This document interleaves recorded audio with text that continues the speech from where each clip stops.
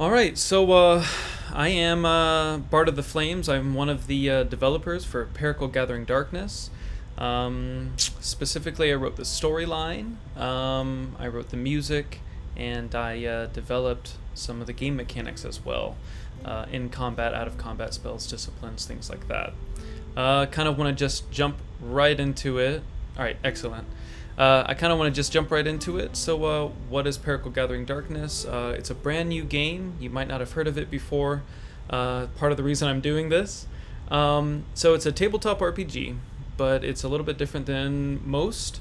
You play it partly on the game board right here, like you can see, and then you also play it partly online. You can see the screen pulled up right there for Pericle. So you play it. I'm sorry, not online, on computer.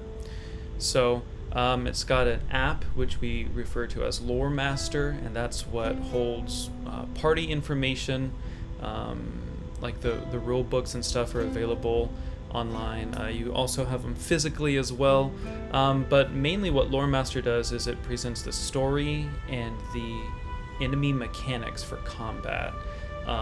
Pretty much it's taking the place of what a dungeon master or a game master would do. And then as players, you can play it solo, which I'll be doing for this run through. You can play it solo, or you can play it up to 4 players. If you wanted to bend rules, you could totally play more than that. It would just be a little bit easy. So yeah, you play the combats out on the table. For skill checks and things like that, you roll dice. I'll just give a very brief introduction for a couple of the mechanics and ways you play the game, just so that people who are watching who aren't familiar aren't completely lost. So, unlike Dungeons and Dragons, it's not a D20 system. This is based on a D10 action die, which you can see right here. We've got 2. We've got a red and a black.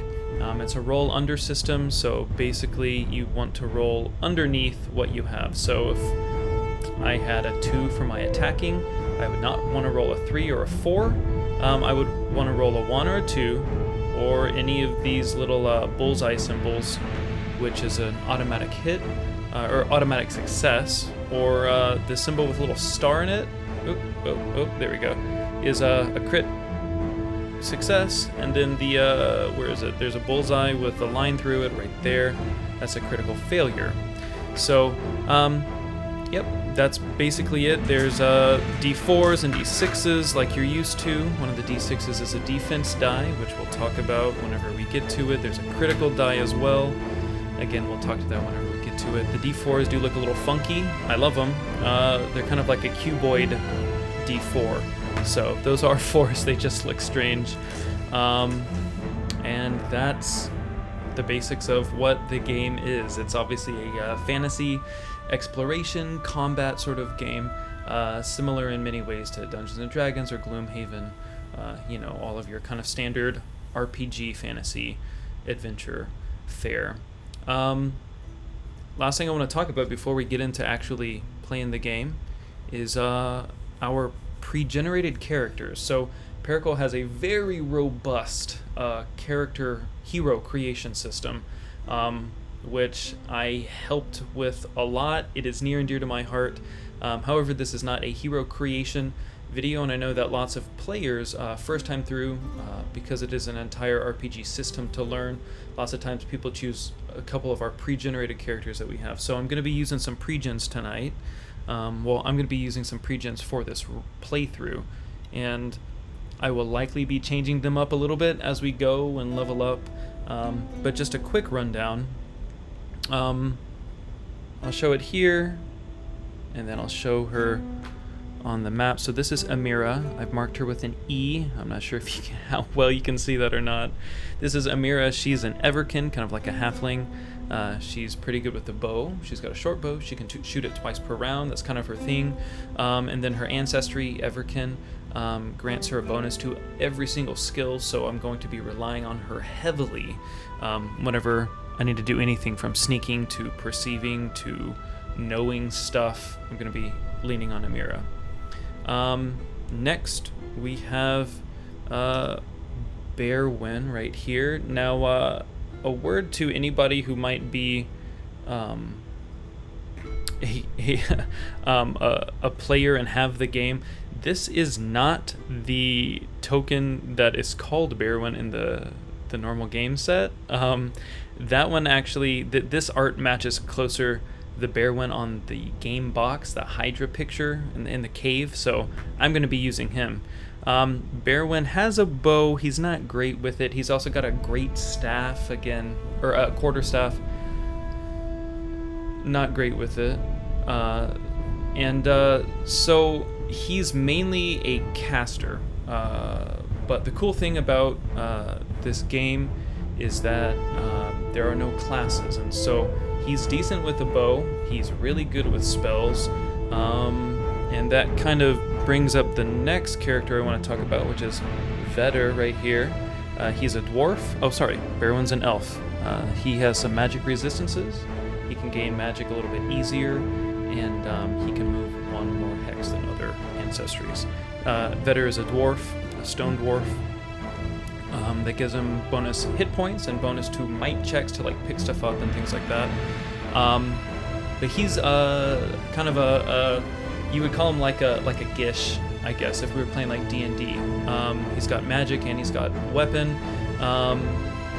We call him a spell strike. That's just kind of the term we use, a spell strike. And basically he's got a discipline, which is kind of like feats. That's how you build your heroes. And it lets him, on a successful hit, it lets him throw a spell on it. So he's kind of like an Eldritch Knight. As we level up, I'll try to get some elemental stuff so we can kind of be smiting, essentially.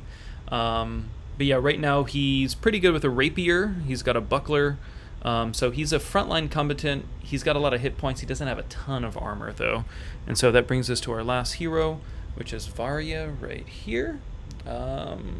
She's really awesome. She's got a shield and a sword, and she's got some pretty decent armor, or at least later on. I believe later on versions of her pre-generated character have armor. She's really good at getting up in there. She eventually learns like a shield bash. She's really good with her sword. She's kind of the epitome of like a tanky character. So again, we've got our tank Varia, our kind of our frontline fighter who's not quite as well defensive, not quite as defensive as Varia, but he's got some fun spells and tricks up his sleeves. We've got our kind of stereotypical caster. He's a debuff caster. Then we've got our skill monkey / archer. So, yeah, I think we're just going to go ahead and get started. Whenever you log into Pericle, this is the first thing, you're at Lore Master, this is the first thing you see. We're going to name our party Bard of the Flames. And then we're using 4 heroes. And if you're using a pre-gen, they come already in here. So we'll do Bearwin. It puts in our base AD, which is basically how successful are you at doing things. That's based off of your dexterity score. One of 3 scores, might, dexterity, and knowledge. Second one we got is Amira. She does not have a great base AD, but her action order bonus is a 2. She's really good at using the bow. So even though her dexterity isn't the highest, she's very skilled with a bow, so that bumps it up and it kind of makes up for that. Again, these are all feats that you can take, which help you create your character. Then we have Varia. She's got a pretty good dex. So she's got a 2 base AD, and then Vetter has a pretty good base AD as well. We don't have any initiative bonus. That is a special feat that none of these characters have at the moment. Let's clear the board and let's start. I guess one thing important to say is the game does have a couple cutscenes. They're lightly animated. We have a voiceover artist who did an awesome job. And so this is the first one. The salt spray of the ocean, burning sunlight, rusted iron shackles that bind your wrists. This has been your world for weeks as you've drifted in and out of consciousness on a foreign hellish ship. Your hands have long blistered from rowing, your back has felt the lash of the whip, and your skin has baked beneath the angry glare of the sun. just as you began to wonder how much longer you could survive. The vessel made port against a jagged, sun-bleached coastline. Then, you and your fellow helots were herded into Porta City, the capital of the city-state of Porta. After passing through the Great Bronze Gate, you and the other helots are paraded through the streets to a mass of heckling citizens. Surrounded by banners, beating drums, and trumpets, it's as if you are receiving a king's welcome, until you spy the soaring walls of the fighting pit in the distance. You're pushed through iron gates and the screaming crowd as you file into the arena. Inside, another set of iron-bound doors open, revealing a dusty staircase leading into shadows. Then, you descend from the rapture of cheering Porta into the underworld below the fighting pits that hold the damned souls, purchased to bleed and die in the sands of the arena above. You've been herded into a large chamber, a holding pen of sorts with racks of weapons lining the walls. An iron gate serves as the chamber's back wall, through which you can see a stairway leading up to the glare of the sun and the arena filled with bloodthirsty patrons. All right, there we go. We don't have the Lore Master doesn't have the music play in the videos for whatever reason, so I just pulled up the music on my computer. But yeah, here we go. All right, so we're gonna click continue.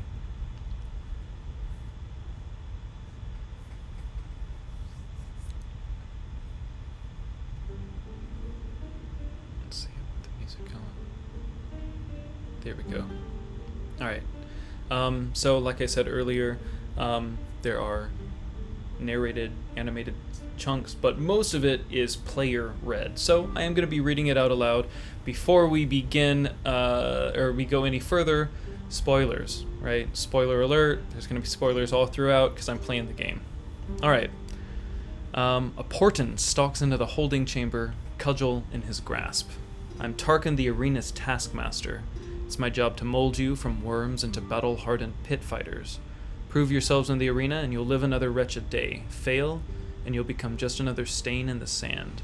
To celebrate our new shipment of helots, the Margravine has declared an entire day of arena fights. Porta is hungry for blood.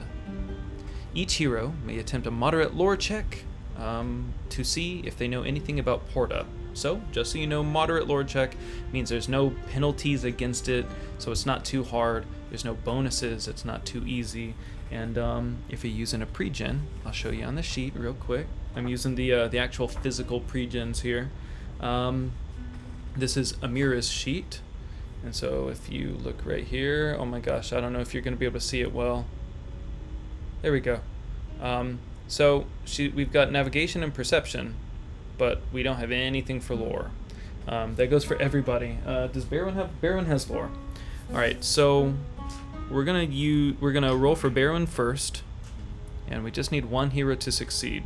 So I'm gonna use my AD. Barwin has 1, so if I get a 1 or any of the target signs or the critical sign, I'm good to go. And I got a target. Barwin got it. I don't need to roll for anybody else, so I get to select at least one hero succeeded. If I didn't know how to do that, I could click on the tutorial, but I do, so we're gonna continue. Alright, our map of Porta. So this is where we are right here. Boop. We'll learn this later on, but just so you know, this is all Portent territory, and this is all Velocian territory down here. They used to be city-states. There's a whole bunch of lore that we will get into as we play. If you have any questions about it, though, I'm probably the best person to ask because I created it, so throw it in the chat or send me a message, and I can answer that for you. So, the realm of Jaria encompasses the handful of islands scattered throughout the Sea of Fire, and Porta is the largest kingdom within it. Volos, the only other kingdom within Jaria, has been at odds with Porta since the founding of the two kingdoms. Both kingdoms lay claim to the whole of Jaria and fight over lucrative trade routes through the Sea of Fire. The two entities lie on the brink of all-out war with each other. Porta has a renowned military, and its citizens worship Sindor, god of warfare. Their warlike nature has wound itself into the very fabric of the nation. Portans value strength of arm, sharpness of blade, and the willingness to act. Trials by combat are protected by Portan law, and as long as there are bystanders present to witness the outcome, Portans are free to brawl, duel, and even kill in order to settle disputes. That's what we know from that lore check. Alright, Tarkin again. The opening fight will be against a troll we caught after it ambushed a merchant train. It ate 4 soldiers and killed 2 horses before it was subdued. We haven't fed it since we chained it in the animal pens last week. By now it's been driven mad with hunger. Any of you helots brave or foolish enough to fight it? Tarkin glares at the mass of helots crowded before him. His eyes settle upon yours and he steps forward. I heard you lot were brought in for piracy, Tarkin growls. Well, you're helots now. Pit fighters bound to the sands of the arena. Pick your steel and pray to Sindor that it serves you well. You'll either leave as victors or you'll be torn to pieces by the troll. Now move.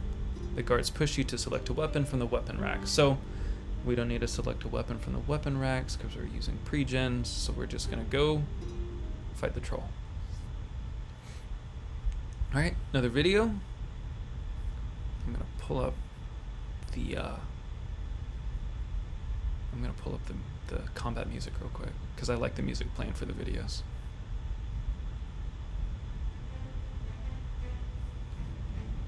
I don't know if y'all can hear that.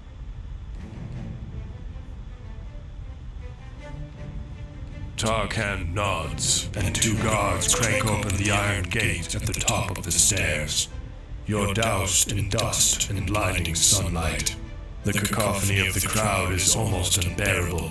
The tip of a spear prods you to move, and, as your bare feet touch the burning sand, a gate on the far side of the arena begins to open. From the shadows, a hulking beast emerges. The troll bellows and pounds its massive fists into the sand as it spots you. It bares its yellowed fangs and bellows as it charges towards you. Alright, so, first battle in here, let me preface this with the fact that, combats in Pericle, as anybody who's played well knows, can be very, very brutal and unforgiving. Don't have many hit points. Vedder has the most hit points out of everybody. While he doesn't have the best armor, he does have the most hit points. He's got 15.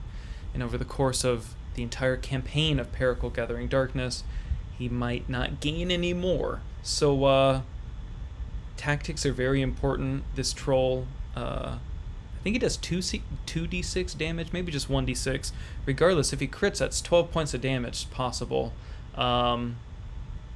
So, that would not be good. Alright. So, if you need to, whenever you're playing the game, if you need to look at the screen, there we go. I'm just going to exit the setup. Basically, you got to kill the troll to win, or defeat the troll to win. So, here we go. We're going to roll initiative. Lore Master does it automatically for us. So, there we go. And of course, enemies have won. Oh, I'm sorry. I'm too excited. I'm jumping ahead. We have to set up combat. Alright, so I got the troll right here. He's in, let's see, 1, 2, 3, 4, 5, 6. 1, 2, 3, 4, 5. Here we go. I realize that this is not the most optimal setup. I am using my phone suspended over the table. If this is something I continue with, I'll totally get something better if y'all help me out along the way. That'd be appreciated and fun. Alright, so I've got my 4 characters right here, right? I've got my tank, and then my kind of secondary melee character. Then I've got my debuff wizard, and I've got my archer. Now, looking at the combat setup screen, down here in the yellow, they're going to go down here at the very end of the map. I'm going to put my my ranged guys on either side.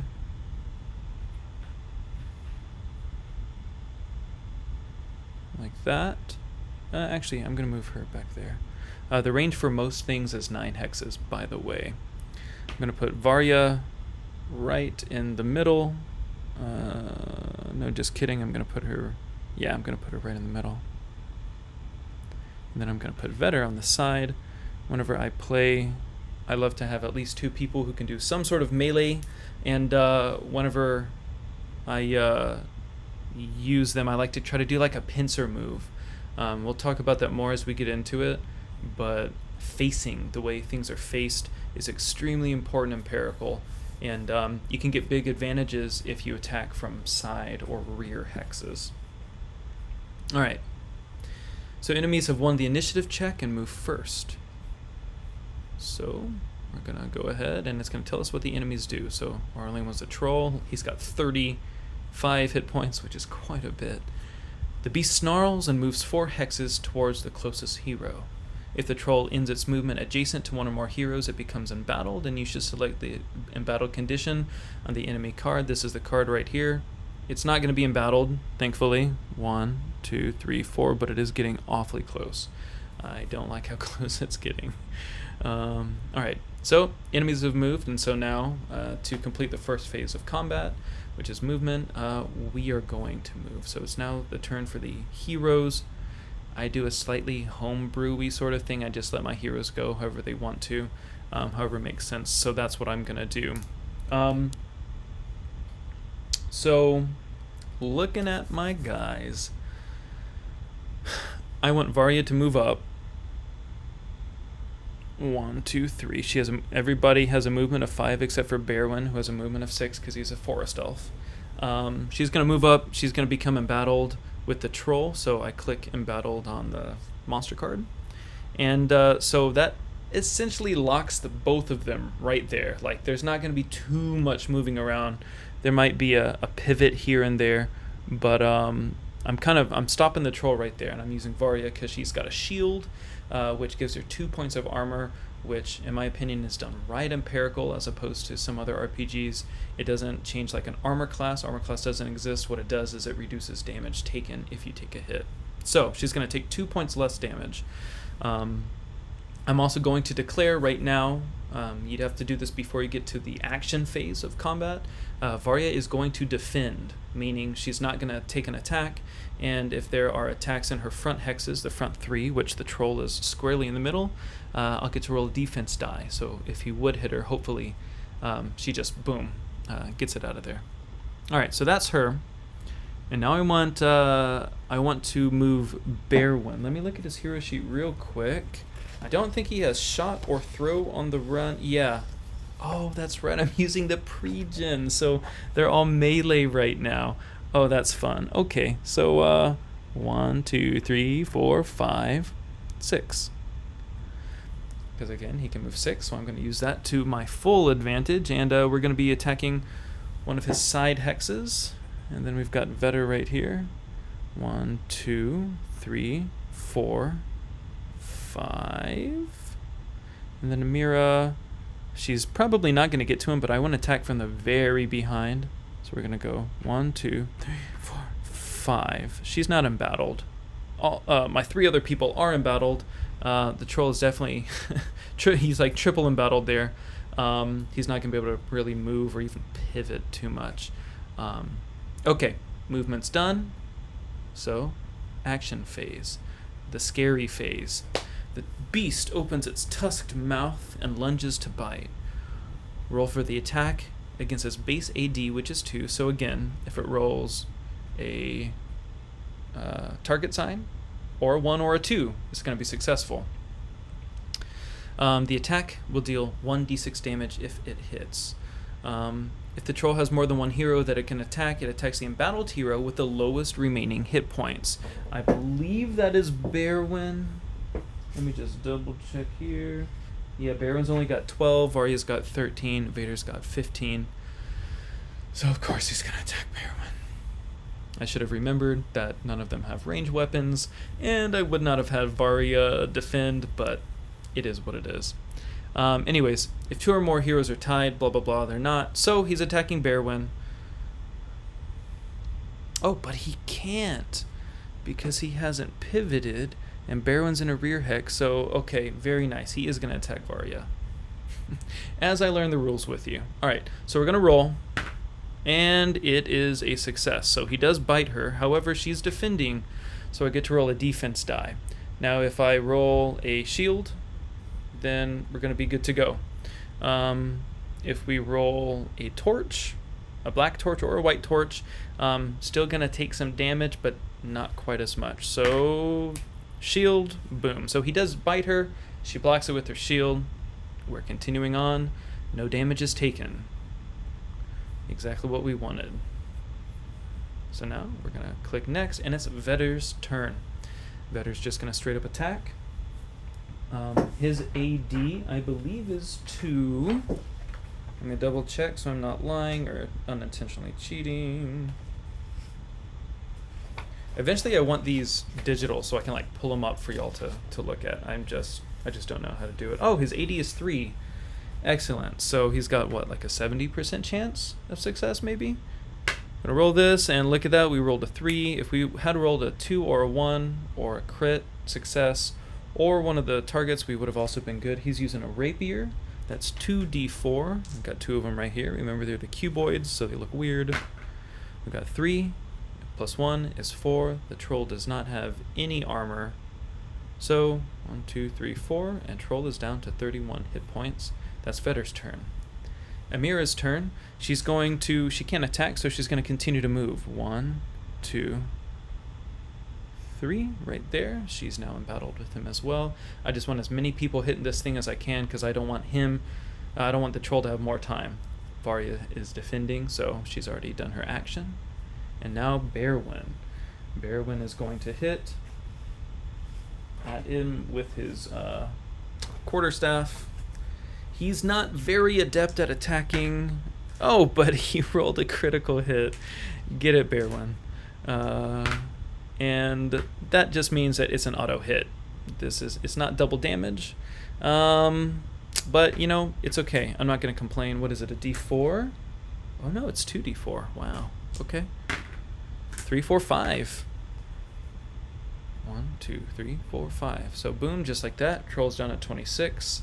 And it's a new round. So, initiative is rolled again. Again, it's automatically done so by Lore Master, and again enemies have 1.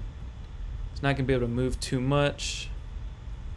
Sidesteps from its position with surprising agility. Pivot the troll 1 hex towards a hero with the fewest remaining hit points.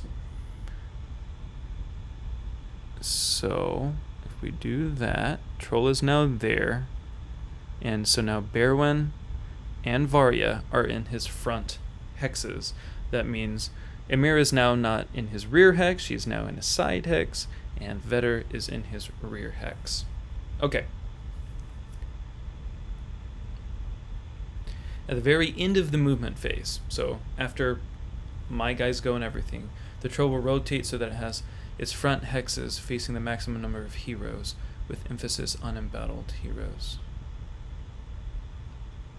Oh, I'm sorry, guys. I rotated. I didn't pivot. He cannot pivot. Pivoting is moving into a different hex. My bad.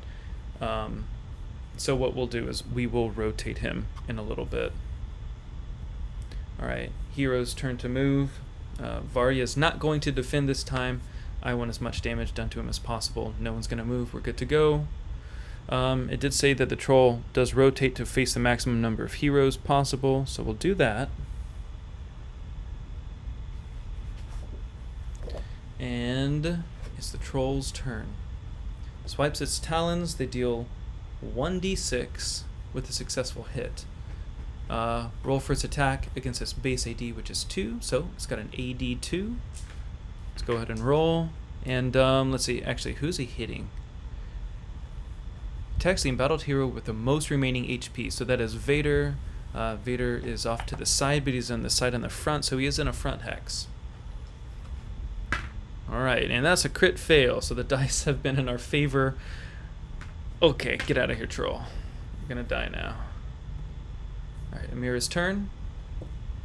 We're just going to attack. What does she have? A 2, I believe, with her rapier? Or a 1? It's probably a 1. Because she's an archer. We just don't have our bow yet, so she's not really geared to... Yep, it's a 1. Alright. And we rolled a 2, so Amira Stabs and misses.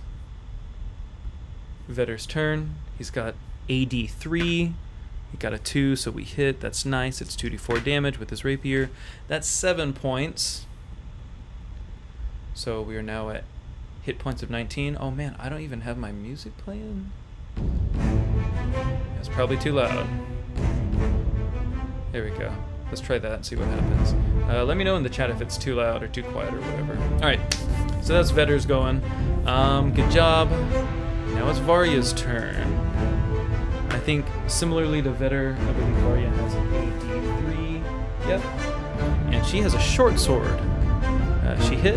This deals 1d6. Oops. Give me a 6. 1d6 plus 1d4. 4, 5, 6, 7. So Troll's getting whittled down. And we are getting kind of lucky, right?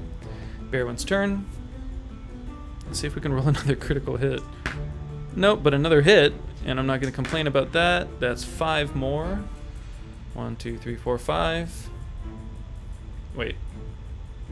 Yeah, there we go. Hit point should be 7. Okay. If we can make it through.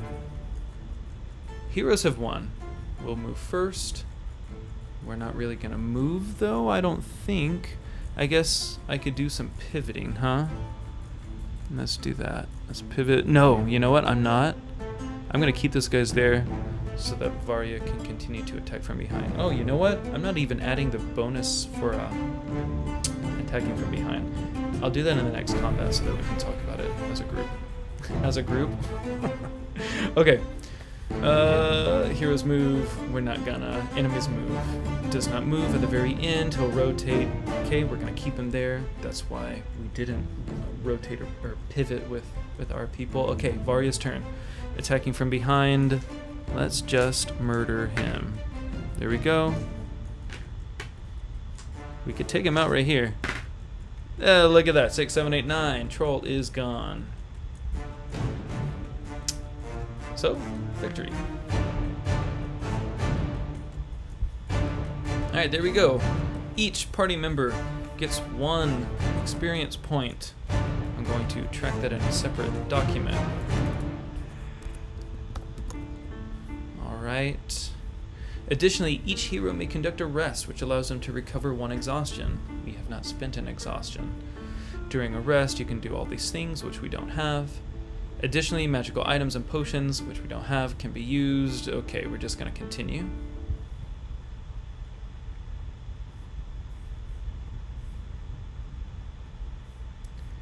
Alright. Where's the music? There we go. Alright. With her final blow, the troll falls back and collapses in the sand. The beast is bloodied, exhausted, and barely clinging to life. Before you can act, a heralding trumpet sounds and the roar of the crowd falls to a murmur. Players who are using a pre-generated hero should replace their Hero Sheet 1 with Hero Sheet 2, which has an improved version of the pre-gen. They gain 1 XP, the same as created heroes. Record it, we've done that. Excellent, I'll switch it out next time we get to a combat. Now we have a decision to make. Alright, new pretty picture, let's look at it. Someone looking out over the arena. Alright. Your eyes are drawn to movement atop a luxurious pallet above the other seats. A woman in regal attire walks to the edge of her shaded platform and looks down upon you. Her jewelry is stark contrast to the sweaty citizenry below. I can't remember the last time fresh helots took down such a beast, declares the woman. Seeing as the troll isn't dead yet, there's only one more thing to do. Either slaughter the beast or let it live. Which will it be, pirates? So again, they're pushing this like pirate narrative on us, the Portons are. Even though that might not be what these guys are, right? Okay. I'm gonna spare the troll because I remember he was talking about it's been starved, right? And it's been driven mad with hunger.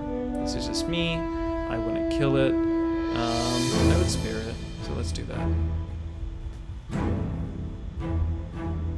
Being led away. Alright. You turn away from the beast and the crowd erupts into angry shouting and jeers, spitting at you from their seats and making obscene gestures. Guards shackle the injured troll as you're led back through the iron gates. Each hero has gained 1 Ardence for sparing the troll. 3 Ardence points may be exchanged for 1 Karma, which can be used to great effect in tipping the scales in your hero's favor. Similarly to Karma, Ardence is gained when heroes go out of their way to perform acts that are brave and righteous. Heroes who truly act like heroes will have an easier path to victory than those who do not. I am gonna be playing with a couple home house rules, and one of them that I'm not sure if I'm gonna use or not is whenever I play, I like to use Ardence to be able to not only 3 of them equal a Karma, but using 1 Ardence grants you a +1 on AD on a roll. So for example, if I was using Vetter and he's got a 3 AD, if I were to knock off one of those Ardences, I would give him an extra 1, so he'd have AD of 4. Probably won't do that too much because that's not it's not by the rules. It's not legitimate. That's just something weird that I do. I think it makes Ardence a little bit more dynamic. However, man, whenever you get a Karma and you can just reroll any dice, that is any die, that is very, very nice as well. Anyway, so if I do that, you've been warned that I'm weird. All right, we're gonna go ahead and enter the pits. Now we do have 1 XP for all of our heroes, our pre-gens, and if we wanted to, we could be thinking about what we might want to level up, things like that. 1 XP won't buy you too much. I think there's maybe 1 or 2 things that are 1 XP. Maybe it's 2 XP. Anyways, the guards instruct you to report to the healer. As you enter the pits, a fellow helot walks up beside you from the shadows. The abundance of scars on his body indicates that he has spent a considerable amount of time in the pits. Alright, so we can ask him what was going on, and we can, so what's going on and who was that woman, assuming the Margravine who was speaking to us, or we could keep to ourselves. I would tend to keep to myself, but I also want to know who that woman was, so I'm going to ask that. You're in Porta, Outlanders, and your helots bound to the arena. Tarkin rules the arena, but the Margravine, the woman who ordered you to decide the troll's fate, rules Porta. She commands Porta's military and holds the power to rewrite laws as part of the Triumvirate. The Triumvirate is a group of 3 rulers who govern Porta, with the Margravine leading the military and the other 2 members sharing authority over everything else. Their courtroom and the forum is where they pass laws and make rulings. The Oracle, a witch with the gift of foresight, provides the only counterbalance to the Triumvirate's power. So, if I didn't have all of this information intimately memorized, I would definitely be writing that down on some paper, on some notes, maybe in the little adventurer's journal, if you got that with your game, because those people will be players later on in the game. But I already got it, so we're going to continue. He stops at a crossroads. Well, old Iskinder is down that hall, but you don't need to go to him. I have a boon elixir stashed away for you. Helots stick together. So we're deciding between saying no thanks and going to the healer, or following the helot and skipping the healer. I want to go to the healer. Oh, but nobody's injured. So you know what? I think I'm actually gonna skip the healer and get this elixir, because I don't need any healing right now. So yeah, let's do that. I'm Kylon, the helot says as he leads you down dark tunnels to a subterranean complex. I can teach you how to succeed in the pits, so an arena lord will buy you. Arena lords look after their helots and have the power to influence your arena matches. I can make sure the right lords, the one that shields you from dangerous bouts, are the ones interested in you. As a token of good faith, take this. Kylon hands your group a potion of boon elixir. Boon elixir. When consumed, the hero that drinks the potion temporarily increases an ability of their choosing. Remember, we have 3, either might, dex, or knowledge, by 1 point. until the next recovery. Choose which hero will have the boon elixir and record it on their hero sheet. I'm gonna give the boon elixir to Vedder, just because now that we're using hero sheet or pre-gen sheet 2, he's gonna now be able to channel spells through his sword, and if I really need that to hit, I really want to be able to up his dex, so that we can make sure that both the sword and the spell hit, because you do have to then successfully hit with the spell after you hit with the sword. So giving it to him so we can just ruin somebody. Alright, let's ask how we can escape. 2 ways fighters escape the pits, Kylon explains. They either purchase their freedom for 2,000 gold coins or they die. But as we say, when death greets you, turn away. Several guards round the corner, and Kylon immediately walks away. Alright. We're not going to learn about hit points here. We'll learn on the fly. So let's continue.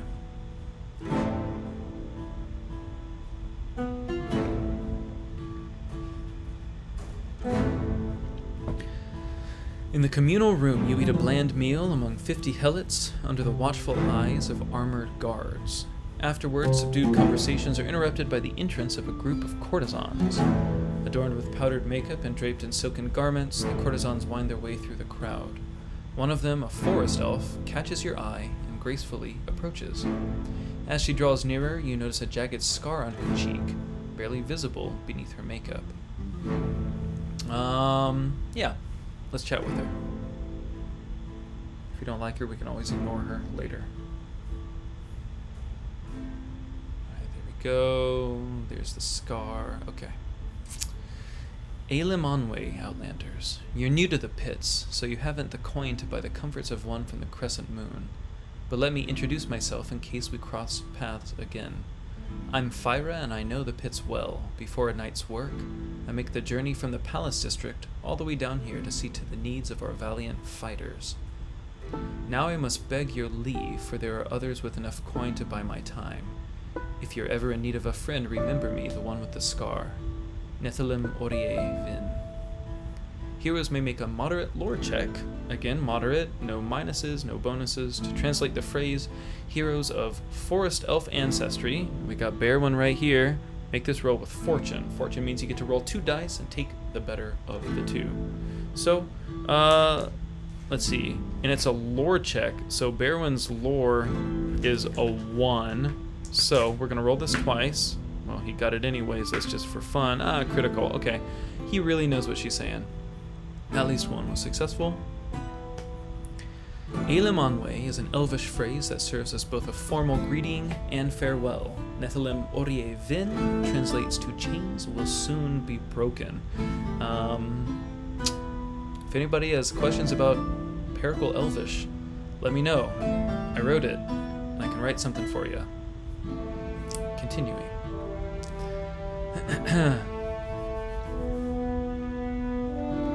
Return to yourself for the night. When heroes get a full night's sleep in a safe environment, Lore Master will grant them the benefits of recovery. During recovery, each hero gains 1 hit point and recovers all exhaustion. And although it's not yet relevant, recovery resets all magic items and spells that may only be used a certain number of times per day. Remember that boon elixir would stop working now if we had previously taken it. Alright, next day. Tarkin paces the sands before you like a wolf circling its prey. We're at the training grounds now. Now that you've defeated a troll, pirates, the crowd expects something of you. It's my job to make sure they're entertained. Our work on the training fields will ensure that happens. Now listen up, all of you. Yesterday, some of you louts wanted to wield weapons that were too heavy for you. Doing so will cause misfortune, and I can't think of a faster way to die. So again, opposite of fortune, misfortune, you roll 2 dice and you take the worse of the 2 rolls. This is applicable to us. We're not going to click on it. It tells us about ranged attacks. and reach. Two very important things that we're going to experience in this next fight here.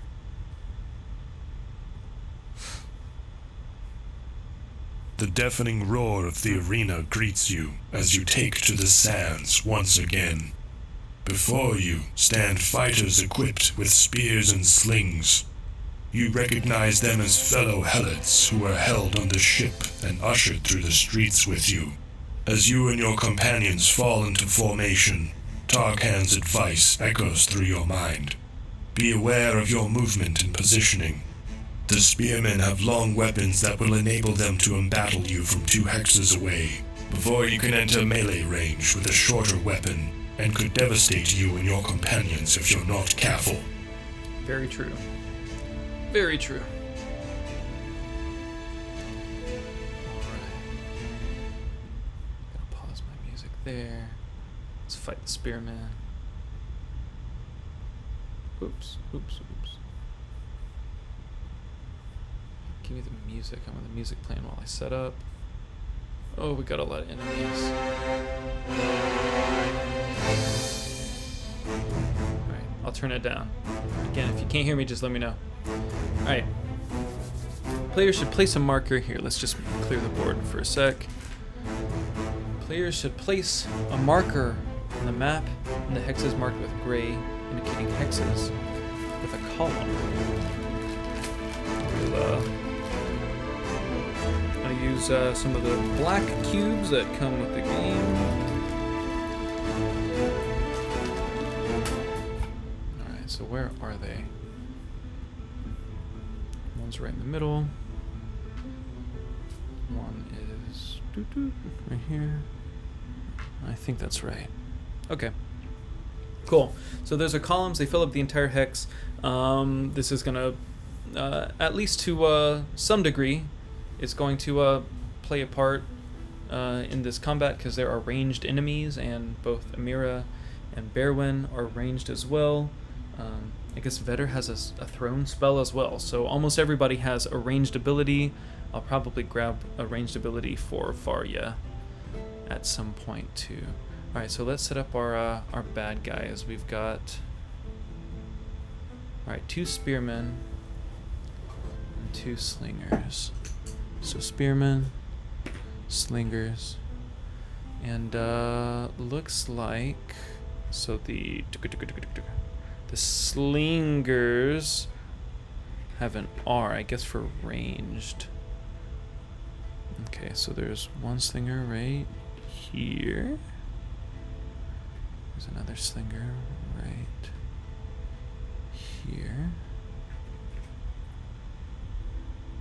And then, luckily for us, there's a spearman standing right in front of that slinger, which is nice. And then there's a spearman right here. So, to be completely honest, this fight can get really deadly. They don't have a ton of hit points each, but neither do I, right? Neither do my heroes. And with 2 of them having reach weapons, that can be really dangerous. Oh, you know what? I did it again. We need to see which hexes we can be in. Alright. I want to be able to just pepper these guys as much as possible. I'm going to throw Varya right in the middle again. I'm going to put Amira right here. I'm going to put Berwyn right here. And then I'm going to throw Vetter right here. He's going to try to flank. I don't know. Honestly, it's probably going to be Vetter holding up one side in melee, and then Varya holding up the other side in melee. I'm assuming that's what's going to happen. Well, so I guess Berwyn and Varya are going to team up, and Vetter and Amira are going to team up. I don't know. Hopefully we win initiative. I really don't want the enemies to. Yay! We move first. Okay. Heroes have won initiative, and we can move first. Again, I do this a little loosey-goosey. I just move my guys how I want to. I know there are technical ways of like the order that people should move, I believe, but I'm gonna do it how I want to, because that's part of the fun of the game, right? Play the game how it's the most fun for you. Alright, oh, you know what? I need to switch to Pregen Sheet 2. I'm all done with Pregen Sheet 1.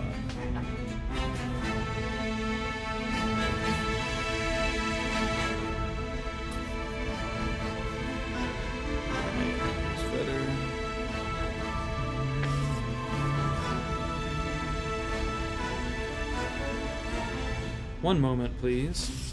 Here's Bearwin. Jaria. And last but not least, Amira. So if I win this combat and I remember, I'll try to give you some fun little info about the naming conventions for some of these people. You know, little fun things like that are always cool to learn. Okay. So what am I doing? I'm moving. My big question is, does Amira have shot on the run, which would allow her to move her full movement and still be able to shoot her bow? And she does not. She has archery and double shot, both of which are amazing, but not useful right now. Or I'm sorry, of course useful, but not what we're talking about.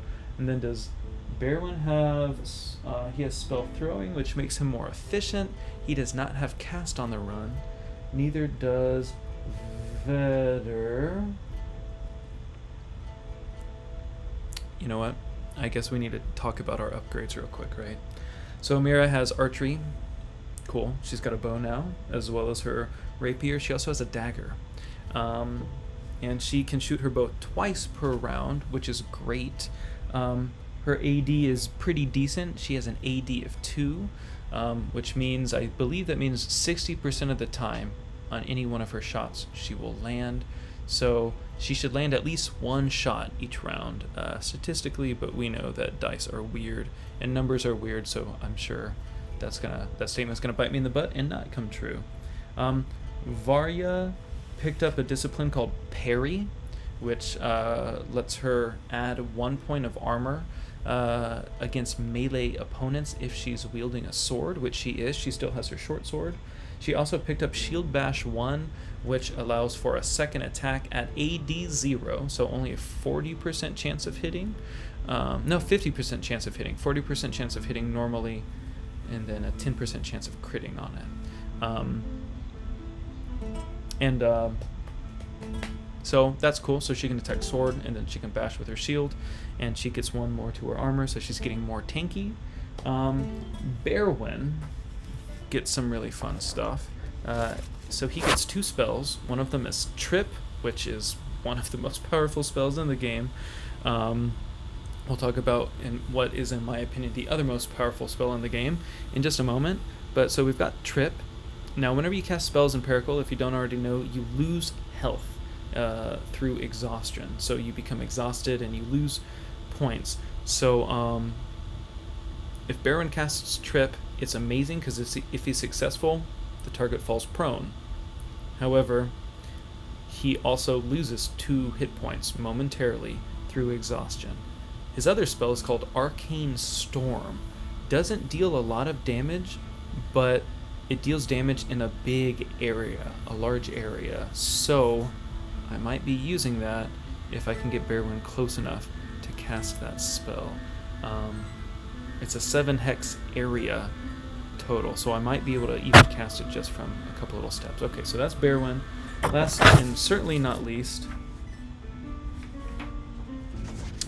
remember how I was talking about Vedder being a spell strike? Well, now he actually has a spell strike stuff. So his spell, which is, in my opinion, the most powerful spell in the entire game, maybe, like turning into a Hydra at highish levels is more powerful. If you look at the numbers, but for what it does and how easy it is to get it, I think clumsiness is massive. Basically, if you cast it successfully, however many exhaustion you spend, you multiply that number, and that's how many. That's the negative bonus, the penalty that the enemy gets. So, for example, if I were to spend 1 exhaustion,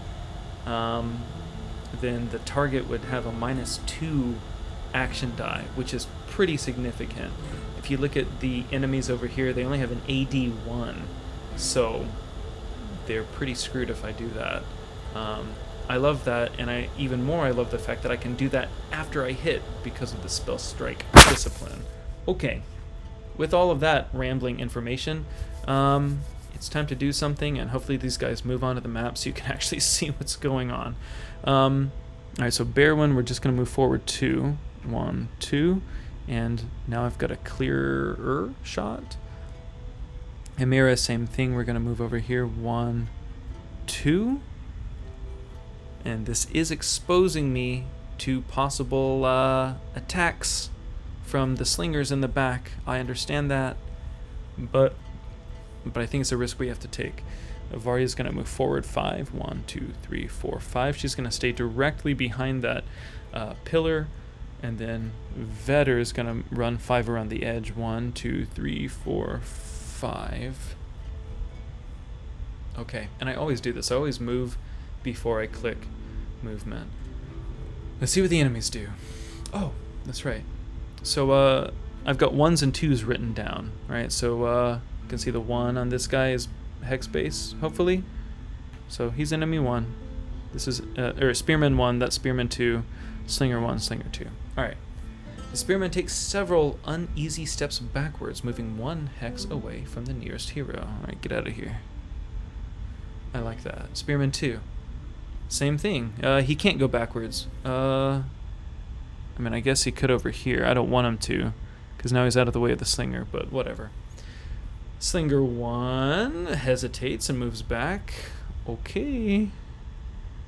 He can't. He would be off the board. He's going to stay there. And the Slinger 2, same thing. Same thing. Can't move back. Okay. Nice. For now. Alright. Amira's turn to act. Again, Amira has a range of 9 hexes. 1, 2, 3, 4, 5, 6, 7, 8, 9, 10, 11, 12. So she can shoot further. She just takes a penalty to her action die. So I believe she'll take a penalty of 1. Since she has AD 2 with her bow, she will be rolling at AD 1 instead, since they're so far away. The music's probably too loud right there. Alright. There we go. Hit. And it's 1d6 damage. 1. And I didn't say it, but I was aiming at that Slinger right there. That Slinger 1. Alright, big damage. Oh, but she gets to shoot twice. There we go. Same person. Cool. Alright.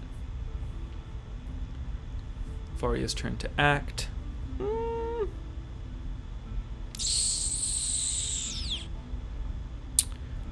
I think I'm gonna just sit there. So Varia's going to not act. I want them to come to me.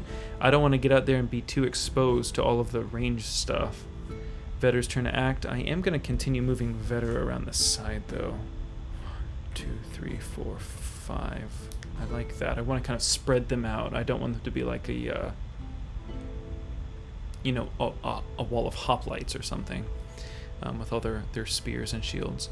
Bearwin's turn. Okay. I really, really want to see if I can cast that Arcane Storm spell. So again, 9 hexes.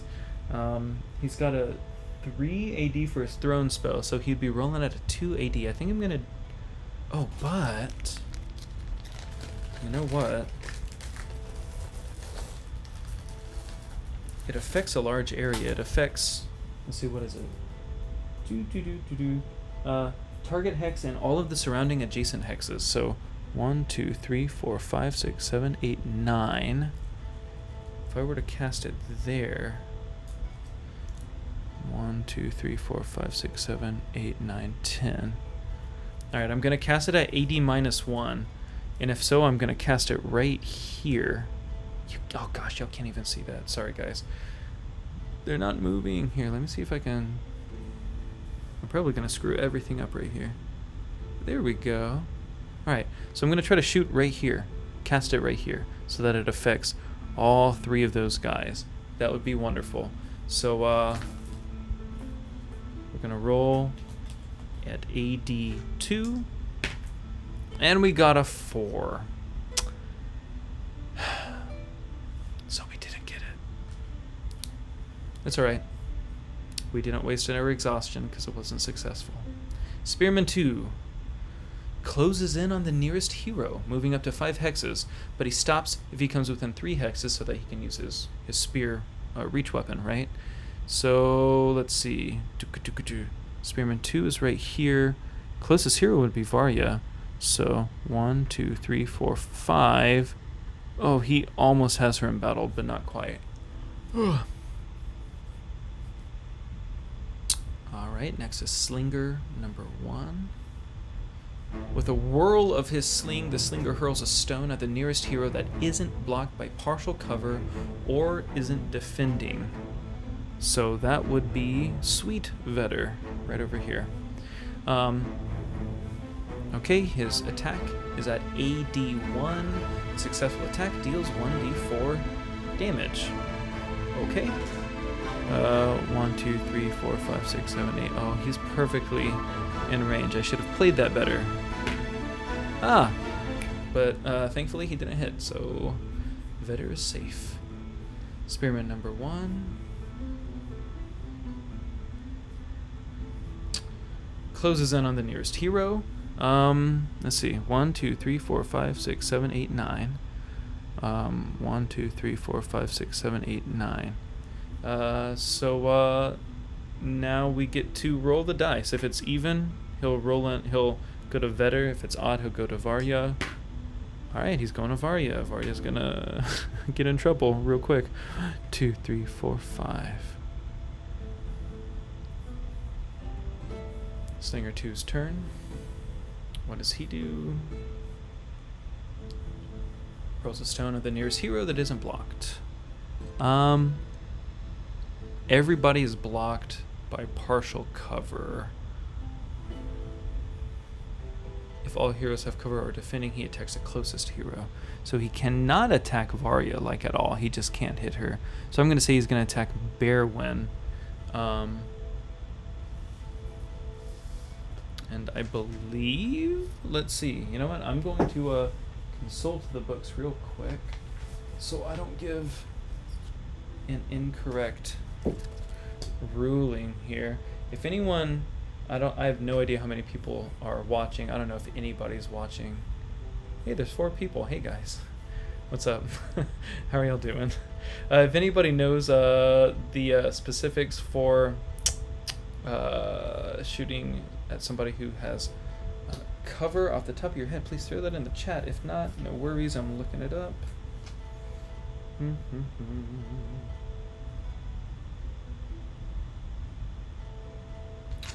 It's not in the table of contents.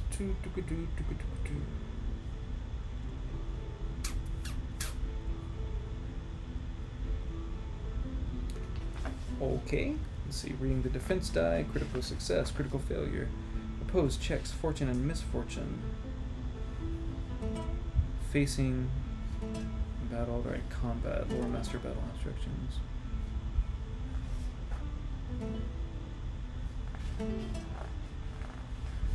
Movement, grapple, flying. Right, actions, attacking. Dun, dun, dun, dun, dun, dun. Alright, here we go. Cover and line of sight. Attempting a range attack, spell, or a reach weapon attack with a blocked line of sight results in a failed attack, unless otherwise noted. So it's not completely blocked, but they have cover. Right, partial cover she has. Oh, they gain a defense die. Okay. Cool. Alright, so attacking, they gain a defense die. They have 81 and they missed, so we did all of that for nothing. Well, not all of it for nothing, but it seems like it. Right, initiative being rolled. Heroes have 1. Let's definitely move first. Okay. Okay. So, I think this is a decisive moment here, right? If we move intelligently, I think we can get the upper hand on this. If we move unintelligently, I think we could get screwed over pretty quickly. Do I have Vetter just make for the slingers in the back? That'd be really juicy and fun. Because I think they'll only have like daggers and they'll have to take an action to draw them, so he could cut at least one of them up pretty good. Or is he going to support Varia in taking out these spearmen? And in doing so, if I go from the side hex or a rear hex, I'll get pummeled from my side or rear hex, likely from the slingers.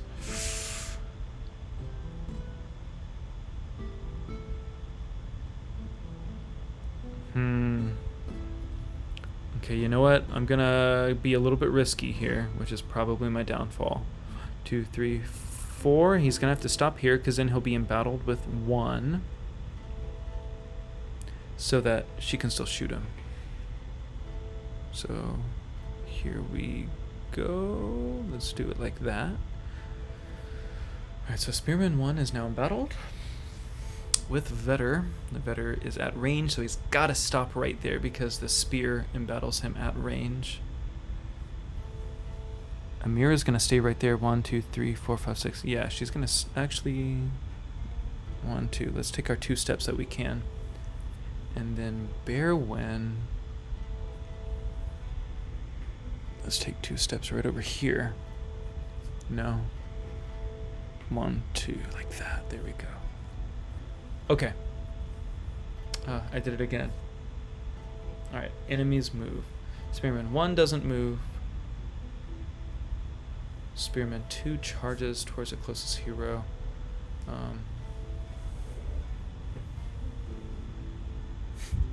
Boop! He's embattled. And the hero he's embattled with, Varia, she has a defense die here. I'm going to go ahead and put this little rubber band on her. Hopefully that'll help me remember that she's got a defense die as long as she's like that with him. Because that column, you can see, is blocking some of the attack area. So she's kind of like juking around it. Slinger 1 hesitates, moving 1 hex away. He can't. Slinger 2. He has an unobstructed view. He does not... Does he? 2? You know what? I think 2 does have an unobstructed view of Bearwen now. The Slinger... Yeah, okay. Now the action. Spearman 1 attacks... Alright, he has AD1. If he's successful, he deals a lot of damage. 1d6, 1d4. Search your feelings. Thanks. Iron Father. Alright. Yay, he missed. Next is Vetter. Do I close in on him so I can melee? Or do I cast Clumsiness on him from range? Clumsiness is, like, in my opinion, the most OP spell, so of course I'm going to use that. Alright, so I'm just going to... Yeah, it's a thrown spell, so it's got a range of 9 hexes, I believe. And so I can definitely hit him from there. I am still embattled. Ooh, you know what?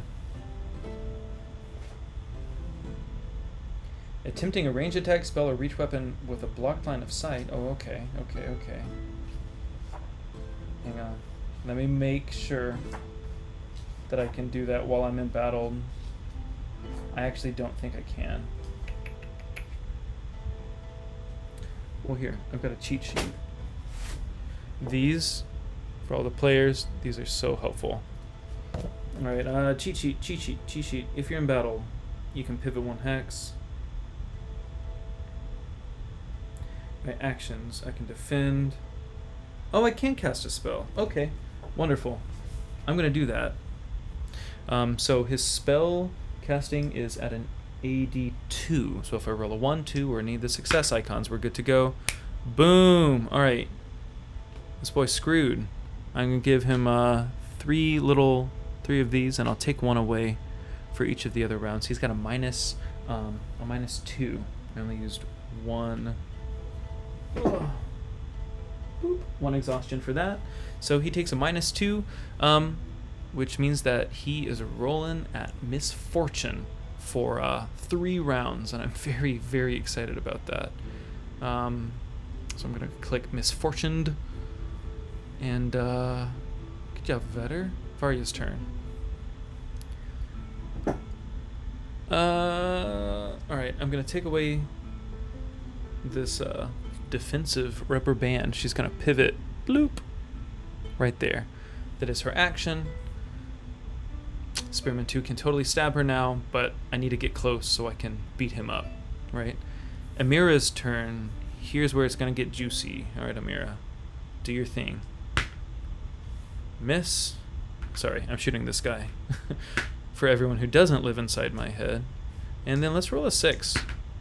Alright, Spearman 1. 1, 2, 3, 4, 5, 6. Nice. Okay. Barwin's turn. Yeah, I'm gonna mess up these slingers. If possible. Alright.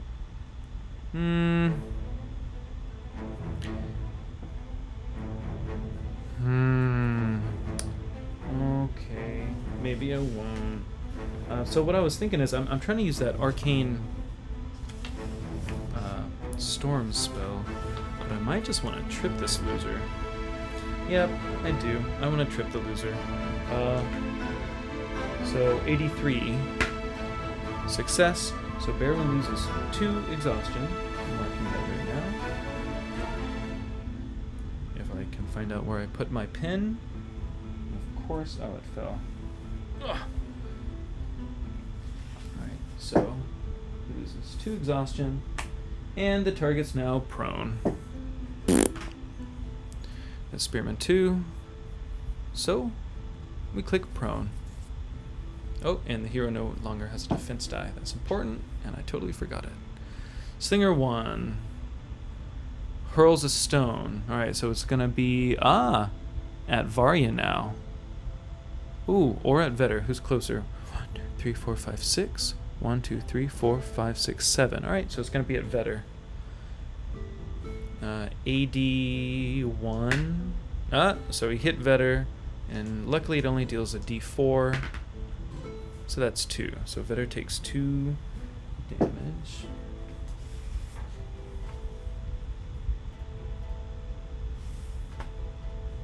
Okay. Not too beat up, but you know, damage is never fun to take. Slinger 2 as well. I think Slinger 2 is going to be closer to Varya. 1, 2, 3, 4, 5, 6, 7. 1, 2, 3, 4, 5, 6, 7. I'm going to have to roll the die. Evens it's Vetter, odds it's Varya. Okay, poor Vetter. And it hits. And, 4. Okay. So he's now taken 6 damage. And he's taken 1 exhaustion. So he's got 8 hit points left. Till he falls unconscious. I don't like that. Okay, Spearman 2. Where are you? Ooh, you know what? That's not correct. He can't close in on the nearest hero. He is. He's prone. I think the default action is for them to just use their action as stand up. So that's what we're going to do there. Initiative. Let's win it again. Heroes of 1. All right.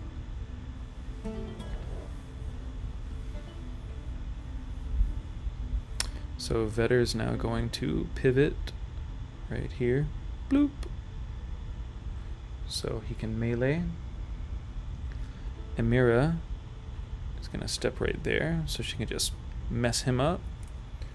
And then Barwin is going to step right... yeah, I'm going to step right there. No, I'm not. Yes, I am. Oh, God. There we go. Heroes have moved. Enemies. Spearman doesn't move. Alright, Spearman 2 is going to pivot towards the embattled hero with the lowest hit points. There's only one embattled hero, so he's not going to pivot. Slinger 1 is a wimp. Slinger 2 is also a wimp. Alright, Vetter's turn. Alright, now we're close. Okay. Vetter, we're going to chop him up. Ooh, and it's been 1 round, so I'm going to take away one of these die. It's got 2 left. And crit fail. Okay, Varia's turn. Now she's close. She gets to attack with her sword, and then she gets to attack with her shield as well. So this is for the sword. I rolled a 1. I think she has an AD3 on that. She does. All right. So her sword deals 1d4, 1d6. 4. Oh, 8 points of damage. Yeah, good job. Now let's see if we can finish him off with a shield. Hey, look at that. It is only at, 1d4 or push? Yeah, I'm going to try to kill him. There we go. Boom. She's ruthless. All right. So this guy's been canceled. Amira. Well, we're going to shoot at Spearman 1 for sure. We've got 2 attacks. That's a 3. Oh, I don't think she has 3. I think she has 2. Yep. So she missed with her first shot. And she hits with her second shot. It's 1d6. And that's a 3 for Spearman 1. He's almost dead, guys. Bearwin's turn. 1, 2, 3, 4, 5, 6, 7, 8. Okay. I'm going to cast... what's it called? Arcane Storm.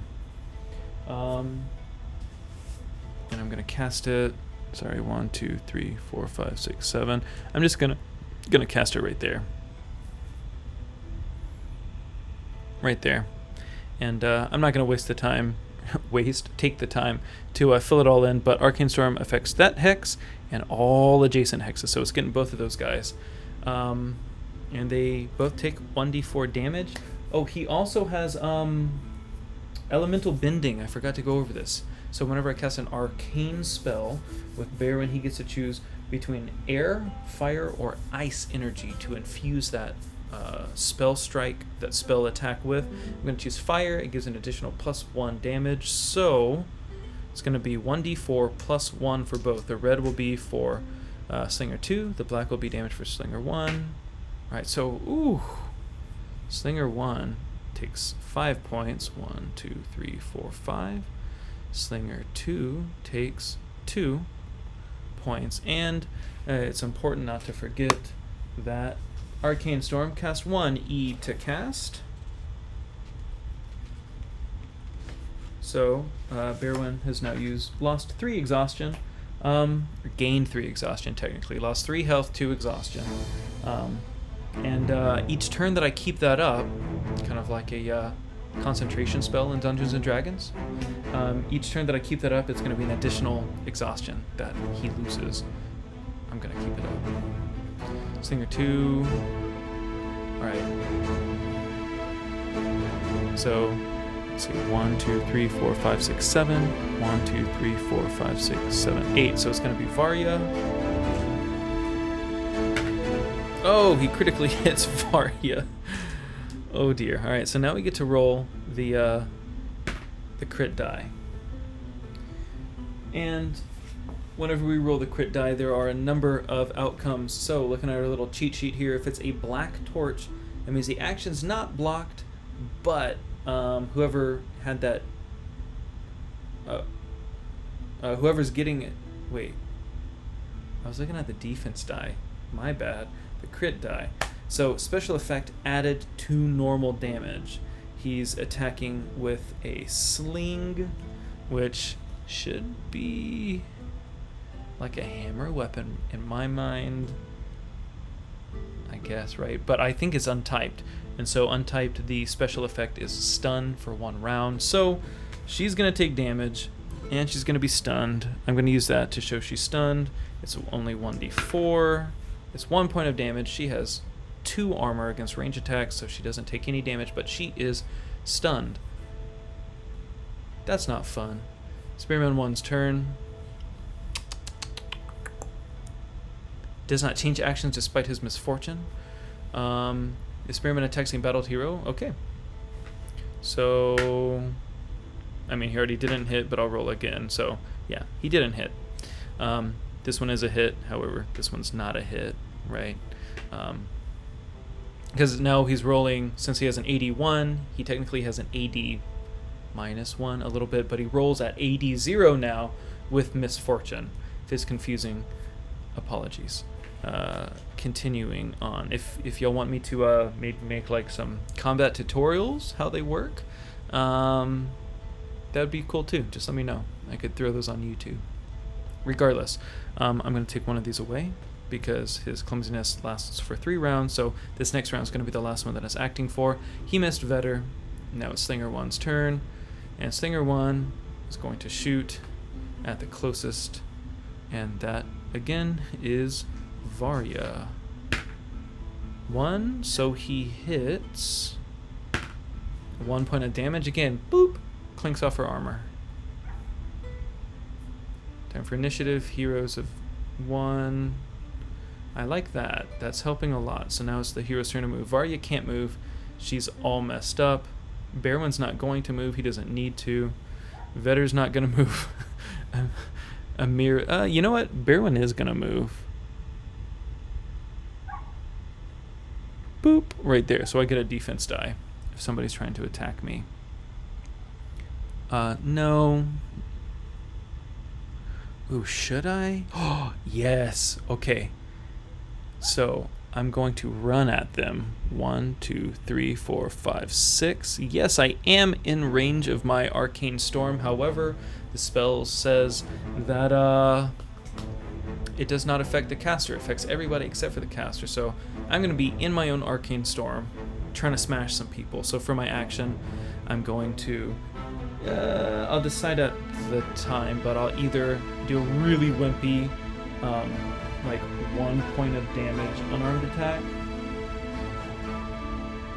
or I'll take an action to switch to my quarterstaff. That's probably what I'll do.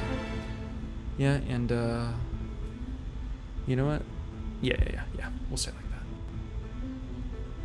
that. Enemy's turn to move. Spearman pivots towards the battled hero. So, you know what? I don't like to play against myself. Let's see. Pivots 1 hex towards the embattled hero with the lowest hit points, or to avoid range attack. So boop, he would pivot right there. So now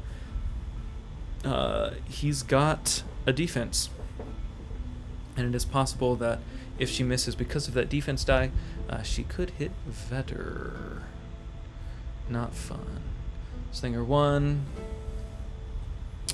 does have an unobstructed view, so they're not going to do anything. Slinger 2, same thing. All right. Varia's turn. Jaria is stunned. All I'm going to do is take that away. All right. Mira's turn. Ooh. You know what? Amira's going to shoot at Slinger number 1. He's within range. He'll have a defense die. But I have 2 shots, so I'm going to try it. Shot number 1 hits. Possibly. Oh, what's that? So the action's chance of success is reduced by AD1. That's okay, because it is AD2, becomes AD1, so it still hits. Yay. Alright, so, ooh, 6 damage to Slinger 1. Slinger 1 is gone. Get it. Amira. Alright, she's got a second shot. Let's see. Yeah, let's go for that guy. A 1. Alright, so it hits. He gets a defense die. 3. Oh, wait. That's not the defense die. Here we go. Is that the same thing? No, the defendant gains 1 point of armor because now it's a black... it's a black torch. So, 6 minus 1 is 5. So, Spearman 1 takes 5 points of damage, but hey, he's gone too. Vetter's turn.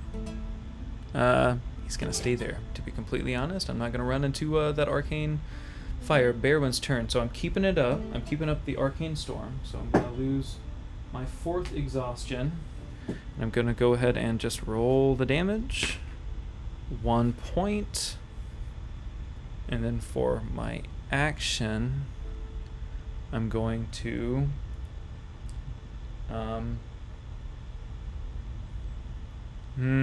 should I be evil and say that I was already holding my quarterstaff while I was casting the spells?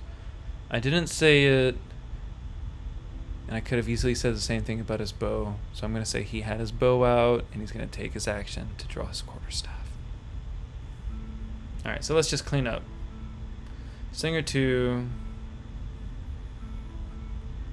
Attacking Berwyn. Ooh, I just got a follow. Yay, somebody followed me. I don't know who it was, but that makes me happy. First one ever.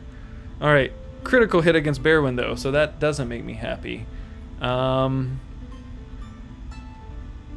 Okay, so I get to roll the crit die and see how much I hurt my own person. Where's my crit die? Where did it? Ah.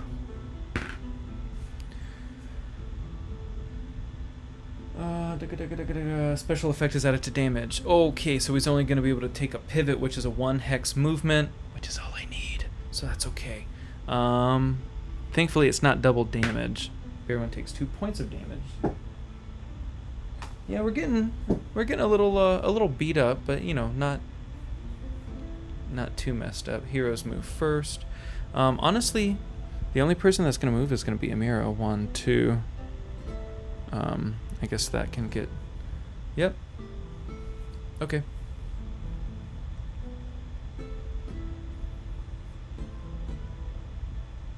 He does have an unobstructed move.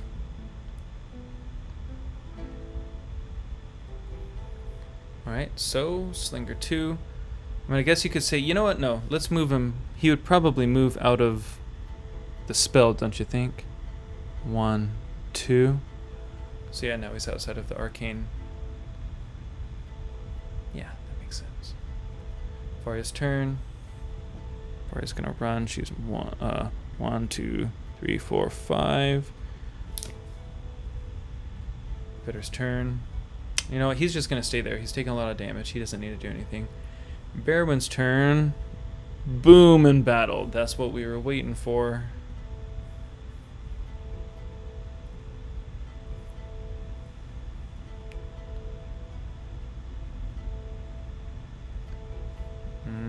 Alright, he draws his dagger.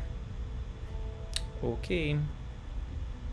Initiative. Enemies have 1 initiative. They get to move first, but he's not going to move because he's embattled. Heroes, yeah. I guess Varia's going to go over there. Okay. Oh, Varia gets to attack. Come on. Just end him. Put him out of his misery. That's a hit. 1d6 plus 1d4 damage with a short sword. 3, 4, 5. He's got 2 hit points left. Let's get him with the shield bash like last time. That'd be sick. No! That's a pretty wild miss. Amira's not going to shoot. Why would she shoot someone in the back? Vetter's just going to chill. Stinger 2. Oh, he's going to withdraw. Move 1 hex directly away from the embattled hero. So directly away from Varia. So he would be right there. He's still embattled with Vetter, unfortunately. Poor guy. I'm sorry, with Berwyn. So crit fail. Okay. It's just drawn out the inevitable. Heroes move.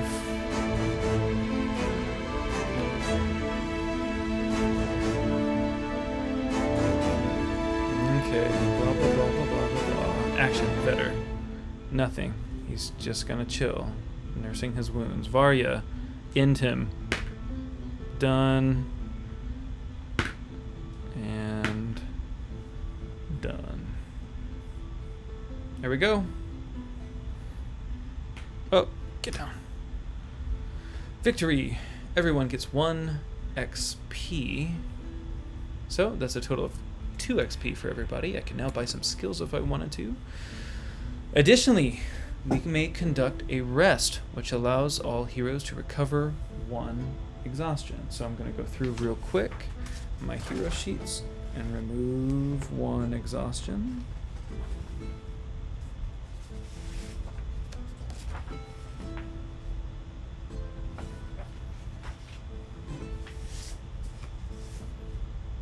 Yeah, Varia and Amira are fine. Additionally, magic items and potions and disciplines, blah, blah, blah, blah, blah, blah, blah, blah, blah. Continue.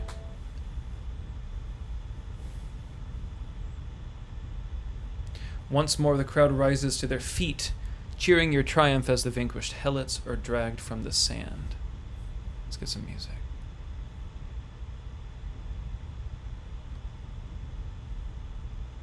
Oh, did I just mute it? Oh! As you make your way out of the arena, fans reach out for you and chant, "Pirates, Pirates of Porta." It takes you a moment to realize they're chanting for you. Amidst the commotion, someone grabs your arm and discreetly places an object in your hand, a lockpick. When you glance back at the crowd, the individual who handed it to you has vanished without a trace. Players who are using a pre-generated hero should replace their hero sheet 2 with hero sheet 3, which is an improved version. Spoiler alert, Berwyn gets a ton of spells. Very excited about that, so I'm not going to have to go up there and try to do anything with my staff. If you're playing Sindaro, there's a misprint. Yeah, and we can learn about, not spend yet, but learn about how to spend that newly earned XP. I'm going to save all of that for the beginning of next time. Here we go. That's the healer, Iskander. Alright. Tarkin, irritated that you avoided the healer yesterday, commands guards to escort you to the healer. You're ushered into the pits, then down a hall towards what looks to be an apothecary shop. "I'm Iskander," the elderly man grunts as you approach. "When I was your age, I was a pit fighter. Now I heal injured fighters and distribute earnings." Iskander looks around the chamber, sees that no one else is watching, and then slips one of you a vial from the sleeve of his robe. "It's a healing potion," he says quietly, "for your next fight. You've made quite an impression with the Margravine, and I fear you'll incur Tarkin's wrath before long. Also," he says as he limps back to his apothecary table, "I've got your winnings here." He returns with 7 gold coins for each of you. If Sindor favors you, you'll earn more. Alright, 7 GC all. And then, a healing potion. Who do I want to have the healing potion? I'm gonna give it to... I'm gonna give it to Varia. She's my tank, and I need to keep her up, right? Record your earnings, choose which hero will keep the potion, and record your new items. Blah, blah, blah. Continue. I wonder if we missed out on gold coins. Pretty sure we did, since we spoke with Kylon after the troll fight instead of going to Iskander. Yeah. Alright. Iskander continues treating your wounds. Now we can talk with him. Okay. So he was talking about Sindor? I don't remember that. Anyways, let's make a lore check, though.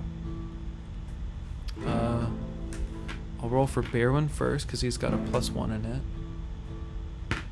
Oh, and he did not get it. I'll roll for Amira now. She's an Everkin, so even though she doesn't have anything trained in it, Everkins get a +1 to all their skills, so she has a 1. Ugh. Okay. Let's go for Varia. I don't think Varia has... No. Nope, that's a 4. Oh no, is just nobody gonna know about it? Vetter doesn't have anything either. Come on, Vetter, know something. Yay, Vetter knows. Okay. Sindor, the god of warfare, embodies strength, martial prowess, and craftsmanship. In artistic representations, he's portrayed as a robust, bearded figure, brandishing his sacred implements, an axe and a lightning bolt. As a patron deity of Porta, he holds a prominent role in the culture's spiritual beliefs and practices. Just kind of a note from me, as you continue in the game, and you see, kind of like I mean, I guess we're witnessing bloodlust of Portons kind of in full display here, but it's kind of implied, and I think, depending on who you talk to, outright stated at one point that, Sindor is not like an evil deity by any means. He's actually quite a just and noble figure, but Portons have kind of gone overboard and almost kind of bastardized or at least like twisted some of his beliefs and things like that. So players don't think that Sindor is horrible. Sindor is actually pretty cool. It's just kind of like some of his qualities are being taken to unhealthy extremes, I would say, in Porta. Regardless, let's ask Iskander this question, because he said he was a champion. So I was a champion. I was purchased by an arena lord, Ozan the Counter of Coins, and fought for him many a year. At the end of my career, I fought in a melee to commemorate Porta's victory in the Despotic Wars. If I'm a player who doesn't know what that is, I'm probably writing that down because it might come back into play at some point, who knows.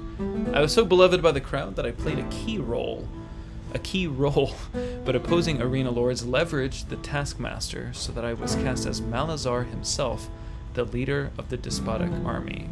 Malazar, leader, despotic army. We were outnumbered and under-equipped. Inevitably, my pit fighters and I lost the battle. Thankfully, those of us who'd shown bravery in the fight were spared. But even though I survived the battle, I took a javelin to the thigh. I never fully recovered from that injury. My fighting days done, I was elected to become an apprentice to the previous healer. Now I mend fighters instead of cutting them into pieces. What was a despotic war, Iskander? It was fought between Malazar, a sorcerer with an army of fanatics, and the rest of Pericle. Thalassus, the kingdom that once ruled over the islands now claimed by Porta, played a large part in the despot's downfall. I'm sure there's more to it, but I'm no historian. So, Thalassus, ancient kingdom. Iskander shakes his head and gets back to cleaning your wounds. You seem to have an interest in academics. If you ever buy your freedom, you'll want to pay a visit to the Citadel of Stars. I've heard that it holds the largest collection of books outside of Serendi. I don't know if we ever say what Serendi is in the game. Serendi is a kingdom of elves, high to the north. In my mind, they've always been kind of like snow elves, but we don't have anything for snow elves, so who knows. An elvish capital. Or elvish kingdom. Not where the forest elves are from. Forest elves are from Kanalan. Alright. Well, I've bandaged you up as well as I can, Iskander sighs. Let this old man rest a while. After another communal meal, you notice a human man and an Odrim woman arguing in the corridor. The man is the tallest person you've ever seen, and you wonder how expensive his armor must have been. It is meticulously tailored to fit every aspect of his imposing frame. Unfortunately, our picture doesn't have much armor on it, does it? The woman is only slightly shorter and fierce in her own right. A battle axe hangs from her belt and her blue fingers twitch beside it. Cornered against the wall between the two is a cowering helot. That looks like Kailan, the dude we talked to earlier. As you watch, the tension grows palpable. Let's totally listen in on the argument. I don't know if we want to step in yet.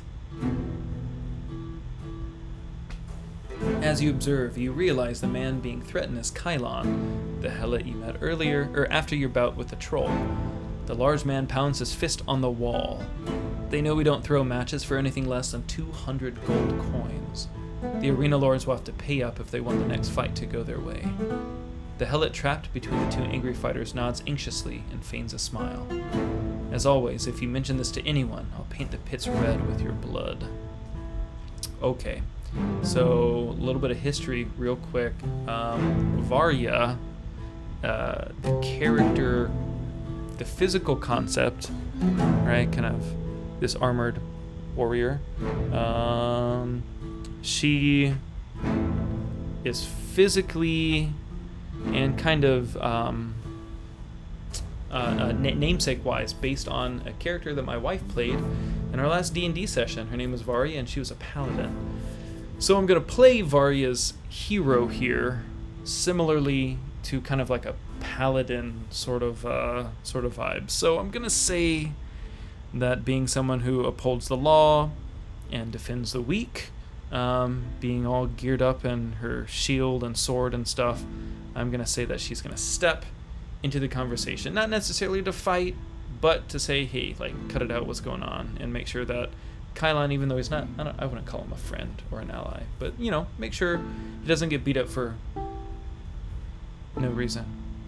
As you observe, you realize the man being threatened is Kylon. Okay. If we don't get our coin, it's your blood on the sand, Kylon, the large man seethes. We don't throw matches for... He pauses and glares as you approach. What in Tartarus do you want? Tartarus, by the way, underworld. You will learn that quickly. Yeah, we're gonna force our way into the conversation. It's Varia doing it. The fighters pause and glare at you. The woman's hand moves to the axe at her belt as she eyes you up and down. Well, what do you want? We've had several... We've had several opportunities to back away, but, I mean, we're not gonna. Listen, Pyrrhus, the man barks, this is no business of yours. Run back to your chamber or I'll gut you where you stand. The man draws a dagger and brandishes it threateningly. They have asked us so many times if we want to do this. It makes me want to do it even more now. I wish I could attack him. Yes, Varia, at the very least, is going to stand her ground. I'm going to say we're a team, right? So everyone's going to stand their ground with her, but Varia's kind of leading the charge here. The man snarls and swings his blade. With one hero in particular standing their ground, the fighter attacks them. Alright, Varia. This attack automatically hits and deals 1d6 damage. 1! She's got armor. Suck it. The hero does not have a shield. Oh, the hero does not have a shield. So only worn armor can protect against his damage. No. What does she have? I mean, she's got parry. When wielding a sword, she gets 1 armor. If she doesn't have her sword out, or her shield out, and it specifically says only worn armor, I'm gonna say she takes the damage. Okay. 1 point of damage, Varia. It is marked. Just as the fighter prepares for another strike with his blade, a group of guards emerges from a nearby doorway. The fighter laughs and slides his dagger back into its sheath, casually strolling away down the corridor. His companion snarls and slinks behind him. All heroes who agreed to intervene gain 1 ardence. Let me write that down. So everybody now has 2 ardence. Let's see, 3 ardence points can turn into a karma. Blah, blah, blah, blah. We already know about karma. Because we've already gained an ardence before. Cool. Not unconscious, not killed. She hasn't taken any damage, so she's just injured. Seeing the fight has broken up, the guards disperse, completely unfazed by your injury. That's what happens when you pick fights with Barbaros. Kylon sighs as he helps the injured hero to their feet. Regardless, I thank you. He grins before disappearing into the crowd of helots and the dining hall beyond. I mean, if he gave us a boon elixir just for talking to him, I would hope that he'd give us something else. But whatever. Alright, let's go back to our cell. We're probably almost done for the night. You return to your cell just as you begin to settle in for the evening. The sound of fingernails tapping against the bars of the door startles you. Through the door, you see the figure of a woman. Well, guys, we are going to stop there because it kind of gets on a bit more of a narrative role from here on out. Yeah, like Brienne of Tarth. So, let's see, how many people do we have? We have 3 people. Well, thanks 3 people for sticking around. I appreciate it. Please feel free to send anything you think I could do to make this better. That's appreciated. And next Wednesday at 8 p.m. Central, I'll jump back on and finish up the arena, most likely. I have a Discord. I'll throw it in the chat. Oh, I need to link it again. But yeah, so I've got a Discord. I don't know, I'm just starting it up. This is literally the first time I've ever done a stream. You could almost definitely tell. But yeah, if anybody's interested in jumping on the Discord, we can chat about this. We can chat about the game. Oh my gosh, it's like not letting me share the Discord. Yeah, that's something I'm gonna have to figure out. Anyways, guys, thanks for hopping on. I appreciate it. I hope you enjoyed it, and we'll finish up the arena where we left off next week. Bye.